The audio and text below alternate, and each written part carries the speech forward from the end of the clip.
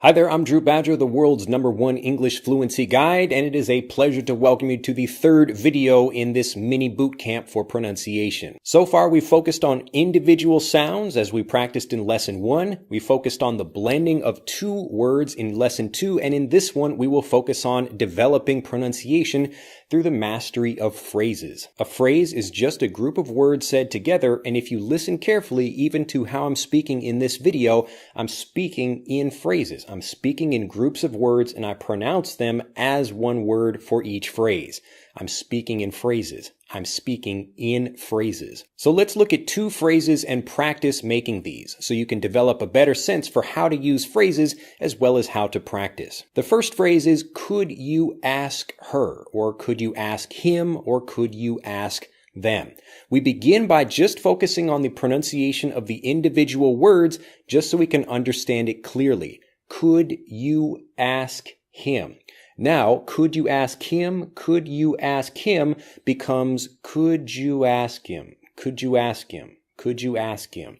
Now, we're doing this because, again, when we pronounce things in a conversational way, we're trying to say them as quickly and as smoothly as possible. And really, we do this because the other person, typically a native speaker, will understand what we mean. So if I say, could you ask him? I'm speaking really quickly, but they understand what I'm saying. Also, humans in general are able to understand things much, much faster. So if you maybe listen to a movie or something in your native language, but if you play it much, much faster, you'll be able to still understand everything you're hearing. So when we take a phrase like, could you ask him, the first thing we do is really blend it together, but we say it slowly, just so we get the pronunciation of it correctly. Again, we always want to pronounce things in a phonetic way, and this is why I write the phonetic spellings of things. And again, the phonetic spelling is just what you might use even if you're not using the correct spelling, but you're still using regular English letters in order to pronounce something, instead of using something like the International Phonetic Alphabet. So could you ask him,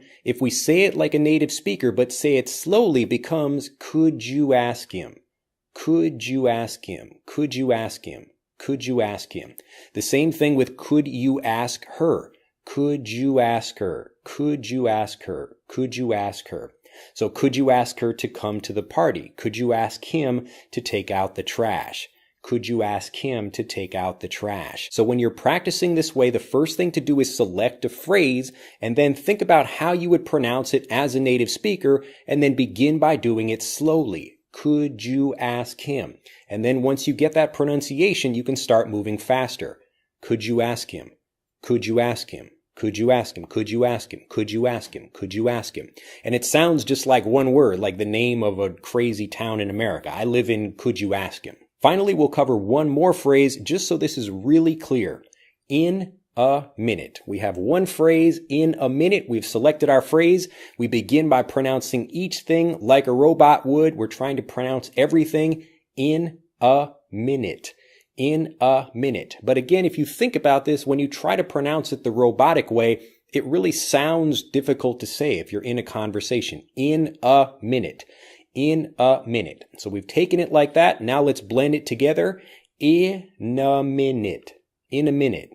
In a minute. In a minute. In a minute. Even if we pronounce it slowly, it still sounds more like conversational speech. In a minute. In a minute. In a minute. The T for minute basically disappears.